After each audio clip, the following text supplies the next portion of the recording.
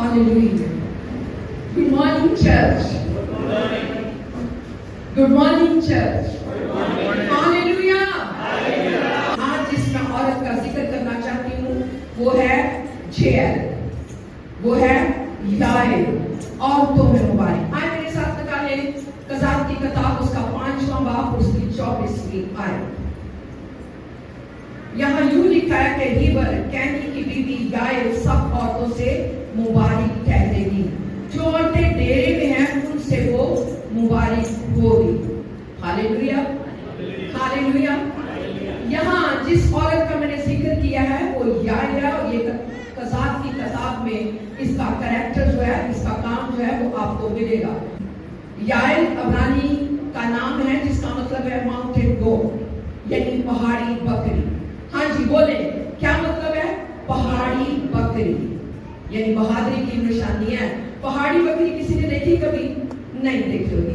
पहाड़ी बकरी खतरात से खेलती है, पहाड़ी बकरी मुश्किल काम करती है, यानी जितना मर्जी पहाड़ बुलंद वाला क्यों ना हो वो आराम से आहिस्ता आहिस्ता करके उसे सर कर लेती है, वहीं रहती है, वहीं खाती है, वहीं अपनी जिसे कहते हैं ना नस्ल को परवान चढ़ाती है। तो इसके नाम का मतलब है पहाड़ी बकरी। और इसके खाउंद का नाम है हीबर कैनी, जो कि खाना बदोश था और मूसा के साले की नस्ल से था, यानी मूसा का जो साला था ये उसके खानदान से था।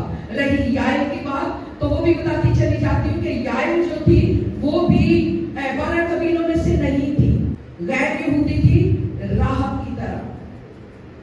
पूरे तवज्जो के साथ इस मैसेज को सुनेंगे तो यह मैसेज आपकी जिंदगी को बदल डालेगा, ये मैसेज आपके लिए इनकरेजमेंट का होगा।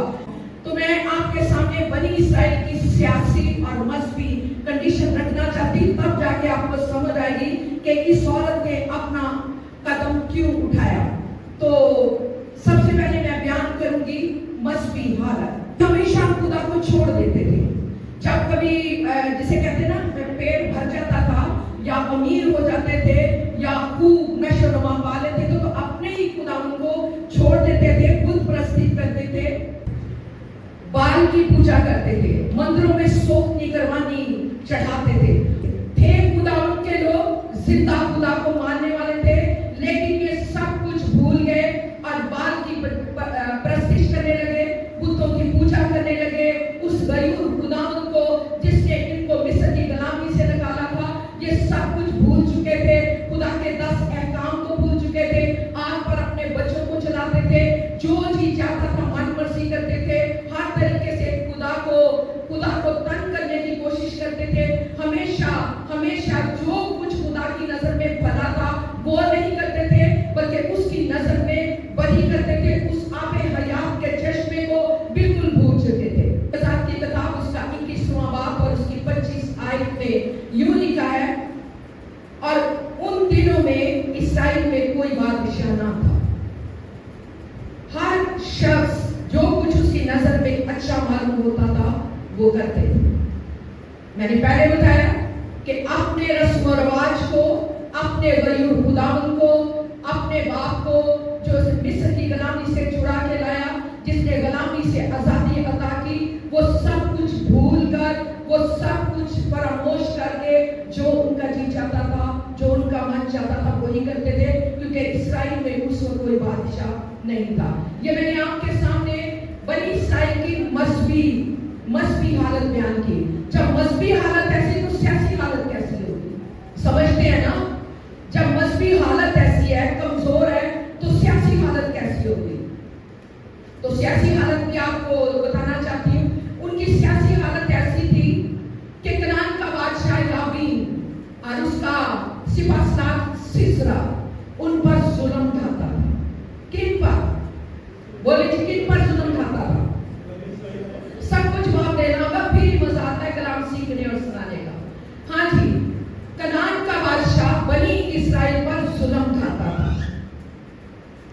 अब जुल्म कैसे ढाता था? अगर आप आगे जाके पढ़ें तो मदियानी भी जो थे, मदियानी लोग भी बनी इसराइल पर ऐसे जुल्म ढाते थे कि जब वो फसल बोते थे, जब फसल ग्रो हो जाती थी तो वो धंधनाते हुए आते थे, दहशतगर्दी करते थे और बनी इसराइल की फसल को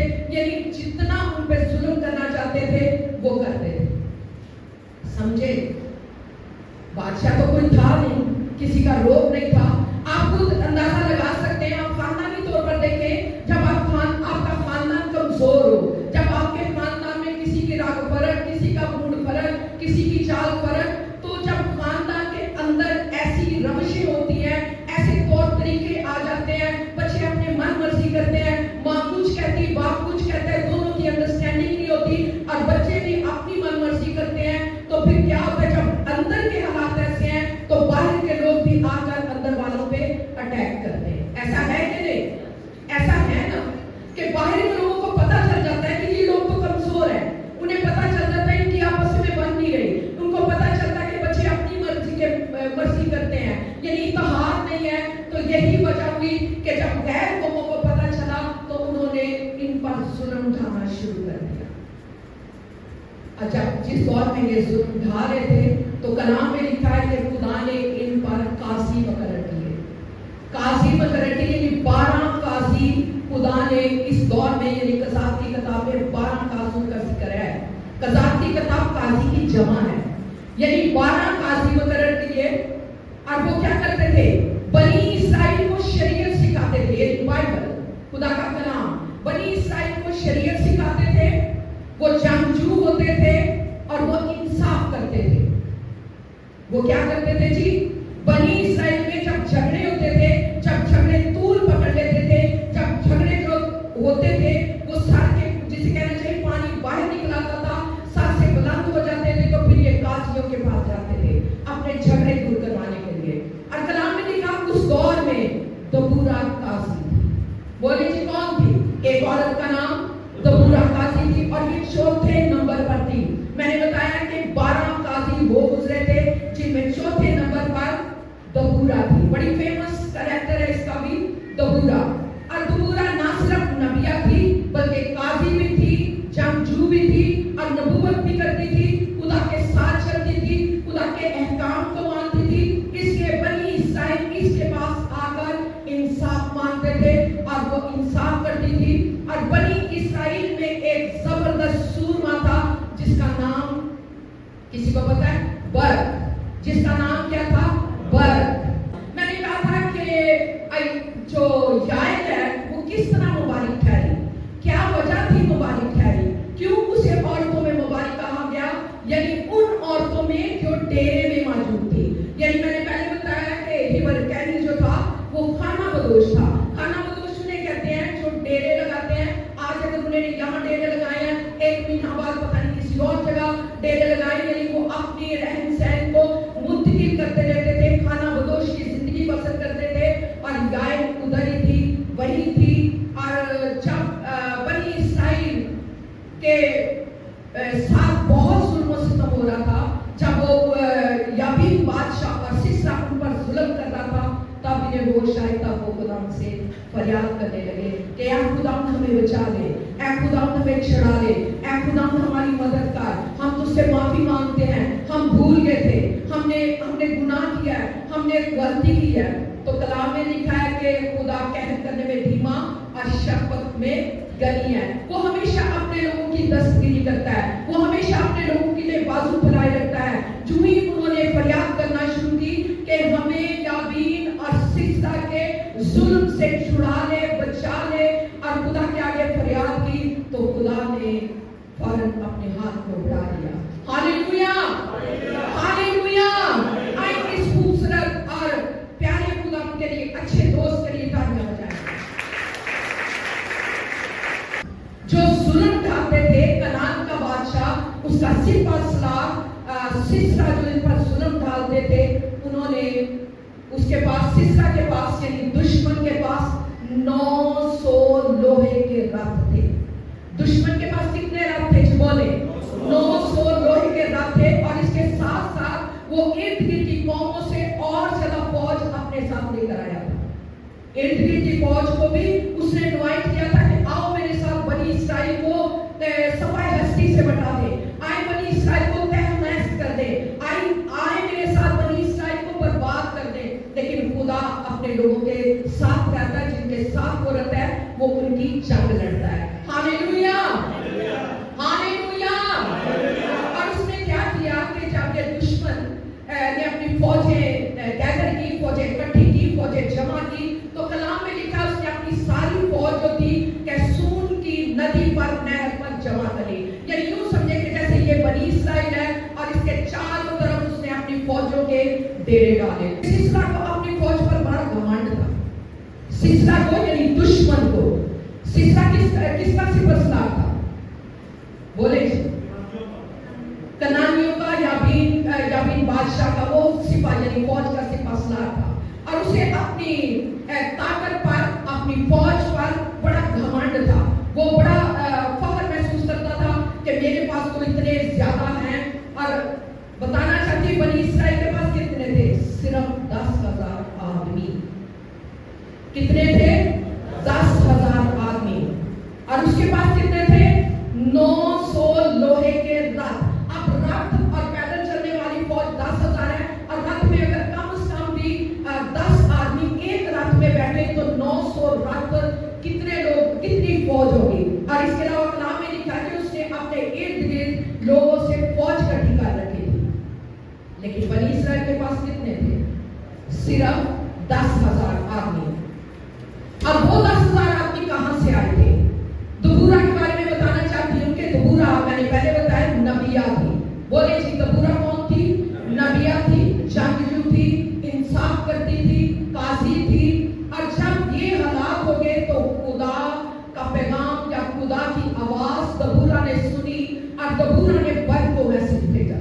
किसको मैसेज भेजा? बोले बर कौन था? बनी इस्राइल का सिपाहसालार। बोले बर कौन था?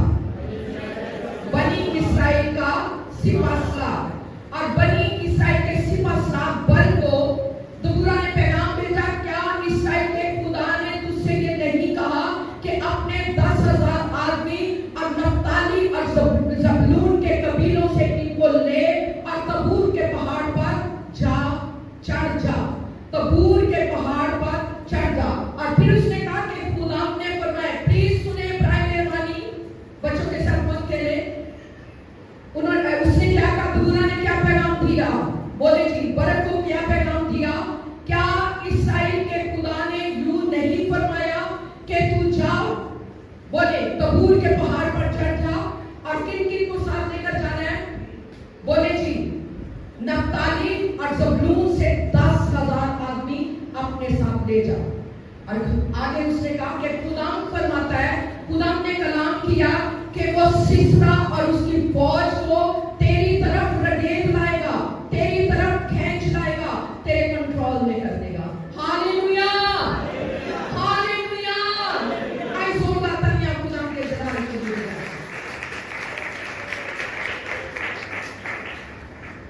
लेकिन इससे पहले के वर्ग जो है वो इस पर अमल करता, यानी खुदा की आवाज के साथ पहाड़ पर चढ़ जाता, सिर्फ 10,000 आदमी लेकर। लेकिन दबूरा ने इसके जाने से पहले ये कहा, उसने दबूरा से ये कहा, बरक ने कहा कि अगर तू मेरे साथ जाएगी, ये नबिया को कह रहा है।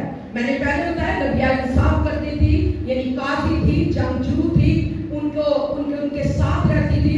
और उसने बरक ने कहा, अगर तू मेरे साथ जाएगी तो मैं जाऊंगा, अगर तू मेरे साथ नहीं जाएगी तो मैं नहीं जाऊंगा। ये कौन कह रहा है? सिपाहसालार बर कह रहा है। उसने कहा ठीक है, मैं जरूर तेरे साथ जाऊंगी। यहाँ थोड़ा सा बर का अंदर डर महसूस रहा, हालांकि सिपाहसालार है, शायद वो फौजों को जो उसकी 900 रथ थे या गिर्द गिर्द की फौजें थी, शायद वो उनको देख के डर गया। लेकिन इसके साथ मैं एक और बात भी कहना चाहती हूँ, ये तो मेरा ख्याल है, आपका ख्याल हो सकता है।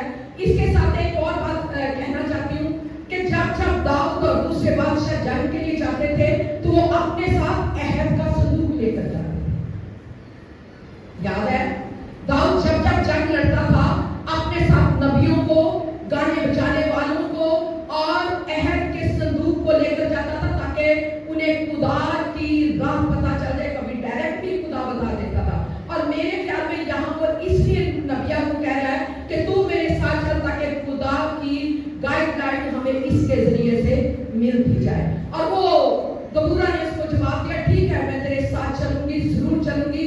लेकिन उससे पहले उसने एक नबूवत की। साथ की किताब उसका 4 बाब और उसकी 9 आयत में ये लिखा है, उसने कहा कि मैं जरूर तेरे साथ चलूंगी, लेकिन इस सफर से जो तू करता है तुझको इज्जत हासिल ना होगी, क्योंकि गुलाम ने सिस्ता को एक औरत के हाथ बेच दिया है। Hallelujah, hallelujah. और ये औरत कौन है? याएल। ये औरत कौन है? याएल। यदि उसने कहा कि ऐ बर्क, बेशक तू जंग करने के लिए जाएगा, लेकिन फतह तेरे वसीले से नहीं होगी, फतह तुझे नहीं मिलेगी। बेशक तू फौजों को लड़ने देगा, बेशक तू फौजों को मारेगा, लेकिन एक जो सेहरा जिसे कहना चाहिए, जो कामयाबी का सेहरा है, वो तेरे हाथ नहीं आएगा, वो एक औरत के हाथ आएगा। समझे हम बात? तो इधर बरक कह सकता था कि हथेली पे जान रख के, जान जोखों में डाल के जंग मैं करूं, मरूं मैं, उनको दुश्मन पे हमला करके वो इतने ज्यादा हैं और हो सकता है मुझे मौत आ जाए या मेरी फौज मर जाए, मैं मर जाऊं, और इतनी मुश्किलों में जान जोखों में डाल के मैं आगे जाऊं, दुश्मन की फौज का पीछा करूं और पता भी पाऊं तो पता है औरत के सर पे होगी? बिल्कुल नहीं। उसने ऐसा नहीं कहा, उसने नबूवत की कदर की, उसने खुदा के कलाम को माना। बोले कि उसने क्या किया? जो दबूरा ने नबूवत की थी उसने उसको माना। और ऐसा हुआ कि बर्क ने चढ़ाई शुरू कर दी दुश्मन पर, वो मारता गया, रगेड़ता गया और उसने सारी फौज का तहस और नहस कर दिया, सारी फौज को बर्बाद कर दिया, यानी दुश्मन की फौज को। आगे कौन था? खुदा। आगे कौन था? जंग कौन लड़ रहा था? बोले ऊंची आवाज से, जंग कौन लड़ रहा था? पीछे कौन है? बर्क। आगे कौन है? खुदा। और बेशक वो आगे बढ़ रहा है लेकिन पता तो खुदा की तरफ से है। तो यहाँ ऐसा हुआ कि वो जंग जब कर रहा था बर्क, तो उसने वो जंग करते करते आगे बढ़ता गया और सारी फौज को उसने मार दिया। सिसरा जो था वो भाग गया, सिसरा जान बचाकर भाग गया। और जब जान बचाकर भागा है, जब जान बचा के भागा है तो वो कहां गया? और वो डेरों में चला गया, एक खैमे में चला गया। और खैमे में कौन है? बोले जी, खैमे में कौन है? ऊंची आवाज से बोले यार। और जब सिसरा अपनी जान बचा के भागता हुआ डेरे में गया तो यार ने कहा, आ खुदावंद आ, हरासा ना हो। क्या कह रही है?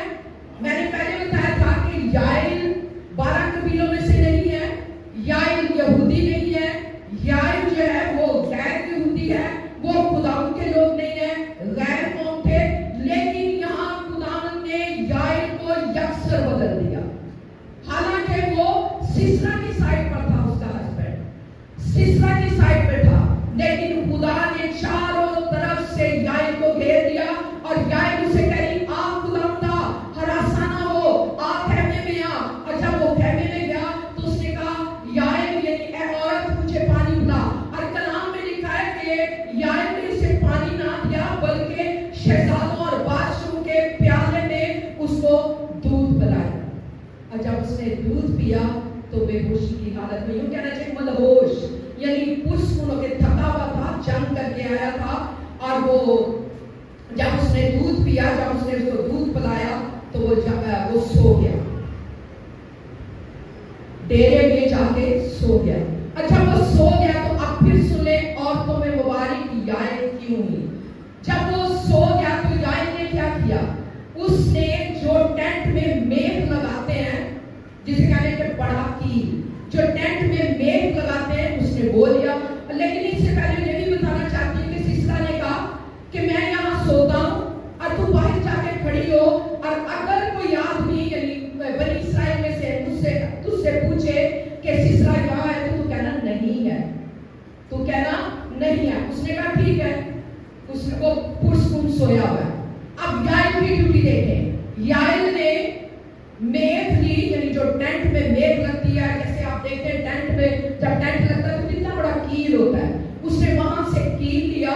उनके पास एक्स्ट्रा होते हैं क्योंकि वो तो जगह जगह अपना टेंट नस्ब करते हैं।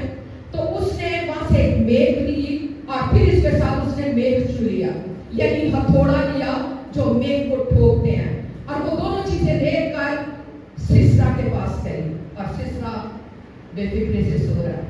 घमंड था ना उसको कि मैं बहुत बड़ा सिपाहीसार हूँ, मेरे पास बहुत सी फौज है, मैं सब कुछ कर सकूंगा, मैं बनी इस्राएल की ऐसी तैसी फेर दूंगा। उसे ये नहीं पता था कि जिस तरफ कदम जा रहे हैं वो ही पता होगी और इसकी मौत होगी। अच्छा, सिसरा सो रहा था तो याइल ने, मैंने पहले बताया, लेकर ये सारी चीजें उसके टेंट में गई और देखा कि वो सो रहा है। उसने मेघ छू और मेघ लेकर उसकी कान पट्टी पर रखी और पूरे जोर के साथ उसकी कान पट्टी पे उस हथौड़े के साथ मेघ पर हथौड़ा मारा और उसको मारा। और वो लिखा है कलाम में कि वो जो मेघ थी इतने जोर से लगी कि वो जमीन में धंस गई, यानी उसकी खोपड़ी को चीरती हुई जमीन के अंदर धस اور وہ بے ہوشی میں ہی مر گیا. Hallelujah hallelujah hallelujah. بنی اسرائیل کو فتح ہو گئی. آئیں زوردار تالیاں بجائیں.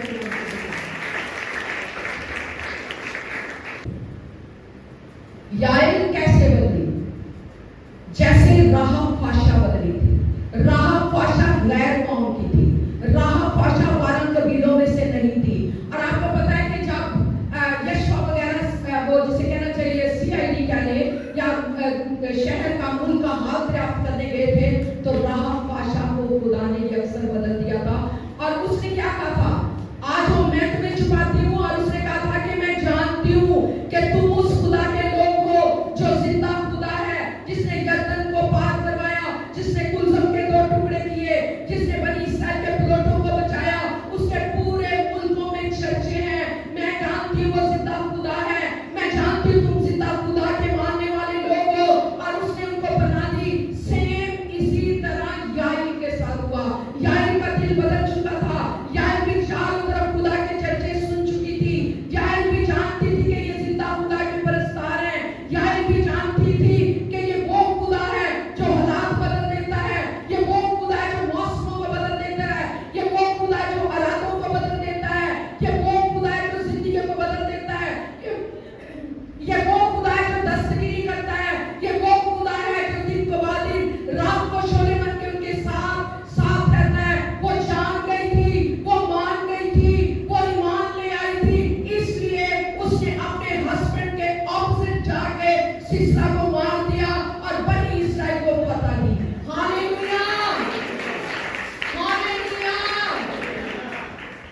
زبور 33 اور اس کی 16 ورس میں لکھا ہے کسی بادشاہ کو فوج کی کثرت نہ بچا سکے گی اور کسی زبردست آدمی کو اس کی بڑی طاقت رہائی نہ دے گی.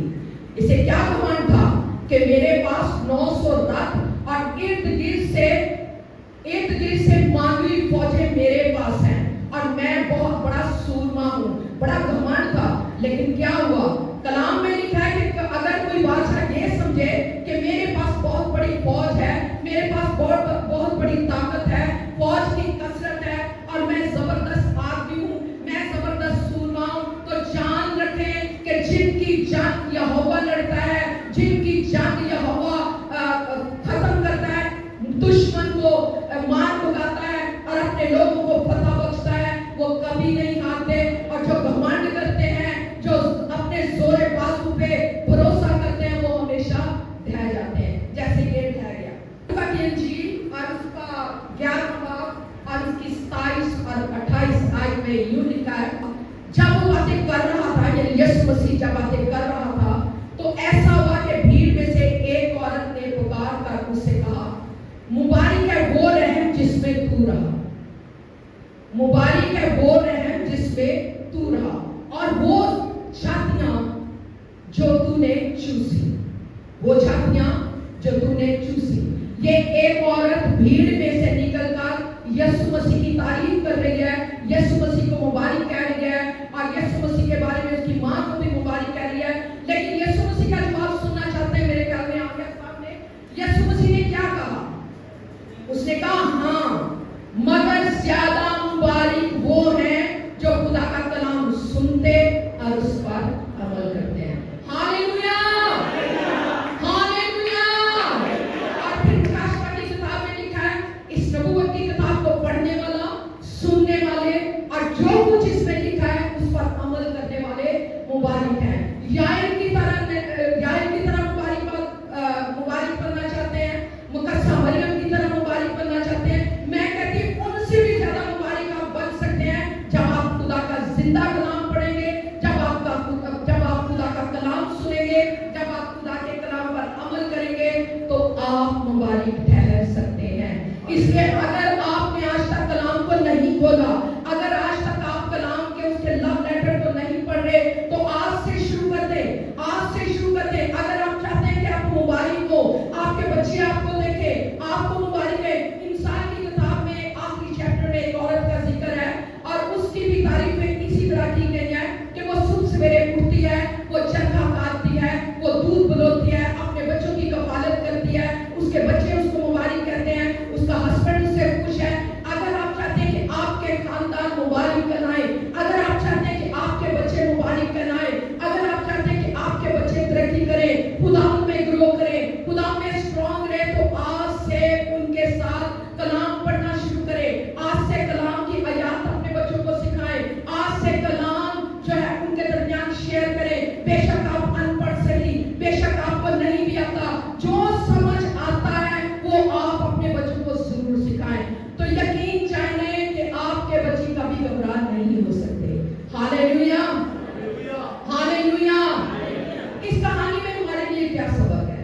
اس کہانی میں ہمارے لیے سبق یہ ہے کہ جس طریقے سے یائل کو تو کوئی پہچانتا نہیں تھا. میں نے کیا بتایا تھا کہ یائل 12 قبیلوں میں سے نہیں تھی، یا یائل یہودی نہیں تھی، کچھ بھی نہیں تھی، کوئی حیثیت نہیں تھی. اور خدا نے اپنے لیے کچھ لوگوں کو ہمیشہ خفیہ طور پر چھپا رکھا ہوتا ہے. ہمیشہ خدا جن سے کام لیتا ہے ان کو وہ استعمال کرتا ہے. یائل کو بالکل جسے کہنا چاہیے کوئی جانتا ہی تھا، لیکن خدا نے اس کو اپنے جلال کے لیے، اپنے نام کے لیے اس کو استعمال کیا. یسائی کی کتاب میں لکھا ہے کہ شاہ فارس جو تھا وہ غیر قوم تھا، یعنی یوں کہیں کہ وہ بنی اسرائیل میں سے نہیں تھا، لیکن خدا نے، اور وہ ان کے خلاف تھا، لیکن خدا نے اسے یہ کام دیا. اس نے کہا کہ جاؤ جا کے ہیکل تعمیر کرو. آپ کو یاد ہوگا تو پھر اس نے کہا کہ جو ہیکل تعمیر کرنا چاہتے ہیں، جو فتوحات ہے، یعنی نبوکدنضر دارا جو بھی یہ چیزیں دیکھ رہے ہیں، وہ واپس ہیکل میں پہنچائی ہے. یعنی خدا نے شاہ فارس کو بھی جسے کہنا چاہیے کہ اپنے جلال کے لیے استعمال کیا. کیونکہ دیکھیں ادھر، اگر آپ یائل کو دیکھیں، یائل نے اپنے ہسبینڈ کی پرواہ کی ہے؟ بولے جی سو گئے؟ ہاتھ اٹھا کے کہ ہاللیلویا، ہاللیلویا، ہاللیلویا. یائل کو پتا تھا کہ میرا ہسبینڈ دشمن کے ساتھ ملا ہوا ہے، یعنی بنی اسرائیل کے خلاف ہے. تو یائل نے کیا کیا؟ اپنے ہسبینڈ کے الٹ چلی، اپنے ہسبینڈ کے خلاف چلی. اب میں یہ بتا رہی کہ میری بہنوں کو، بیویوں کو یہ نہیں کہہ رہی کہ اپنے ہسبینڈ کے خلاف چلے.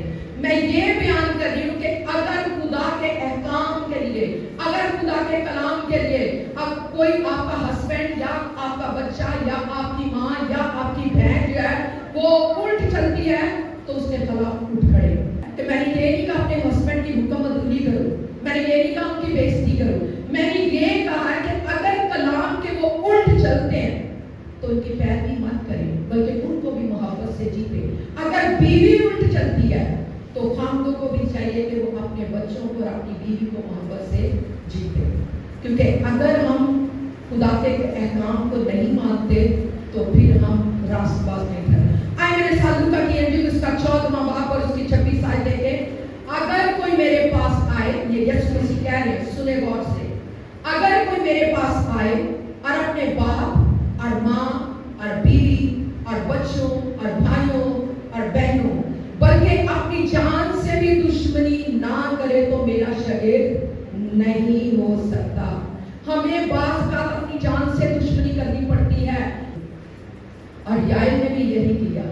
اس کی زندگی بدل گئی، وہ اپنے ہسبینڈ کے الٹ ہوئی اور خدا کے احکام کو اس نے مانا. ایک اور حوالہ پہلا کرنتھیوں پہلا باب اور اس کی 27، 28، 29 آیات میں یوں لکھا ہے، بلکہ خدا نے دنیا کے بے وقوفوں کو چن لیا کہ حکیموں کو شرمندہ کرے، اور خدا نے دنیا کے کمزوروں کو چن لیا کہ زور آوروں کو شرمندہ کرے.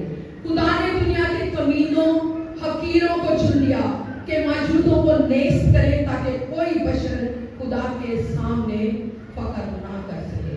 ہاللیلویا. میں آپ کے بارے میں نہیں اپنی حالت بیان کرنا چاہتی ہوں. یہاں جو آیت ہم نے پڑھی ہے، یہاں لکھا ہے کہ خدا نے کمزوروں کو، نکموں کو، بے وجودوں کو اور فقیروں کو چن لیا. میں کہتی ہوں میں کچھ نہیں تھی، میں بے وجود تھی، میں نکمی تھی، میری کوئی حیثیت نہیں تھی. میں نے پہلے بتایا کہ میری بیک گراؤنڈ کیا تھی، مجھے کچھ بائبل کے بارے میں پتہ نہیں تھا، میں کچھ نہیں جانتی تھی.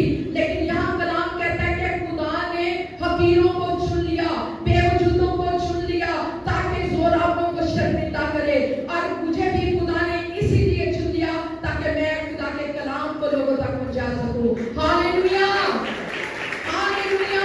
ہم سب ایسے ہی تھے، گناہ میں تھے، پرگندہ تھے، بکھرے ہوئے تھے، بچھڑے ہوئے تھے، تاریکیوں میں تھے، کوئی امت نہ تھے، کوئی قوم نہ تھے، کوئی حیثیت نہ تھی، بچھڑے بکھڑے پھٹکے ہوئے تھے. لیکن خدا کا شکر کریں کہ آج آپ راست بازی کے لباس کو پہنے ہوئے یہاں چرچ میں بیٹھے ہیں، راست باز کہلاتے ہیں، خدا کے پرزن کہلاتے ہیں. لیکن اگر ابھی تک بھی صحیح راستے پہ نہیں چلے تو فوراً لوٹ آئیں. خدا اپنے ہاتھوں کو بنائے کھڑا ہے، خدا آپ سے پیار کرتا ہے، خدا آپ کی فیملیوں کو بچانا چاہتا ہے، خدا آپ کو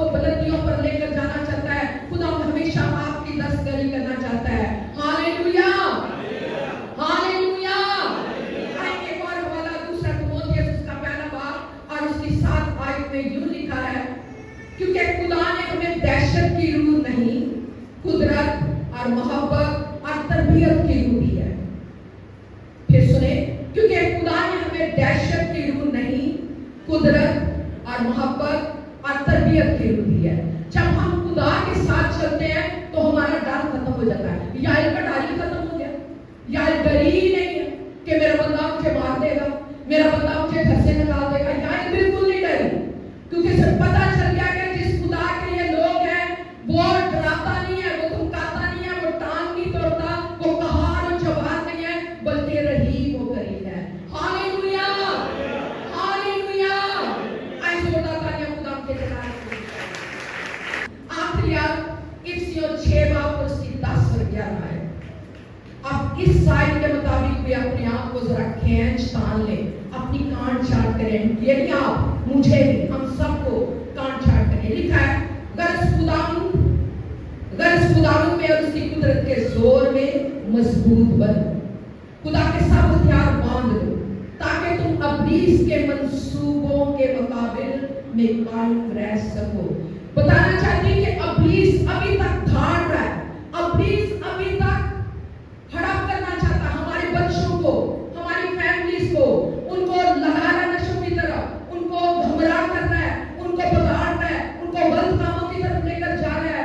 लेकिन अभी भी वक्त है कि अपने बच्चों को, अपनी औलादों को, अपनी नस्लों को, अपनी पुश्तों को, अपनी जनरेशन को संभाल ले। अभी भी वक्त है उनको खुदा के सब हथियारों के साथ लैस कर दे ताकि इस जमाने के गंदे मंसूबों पर वो गालिब आ सके। Hallelujah, hallelujah. आई जोरदार तालियां खुदा के जलाल के लिए।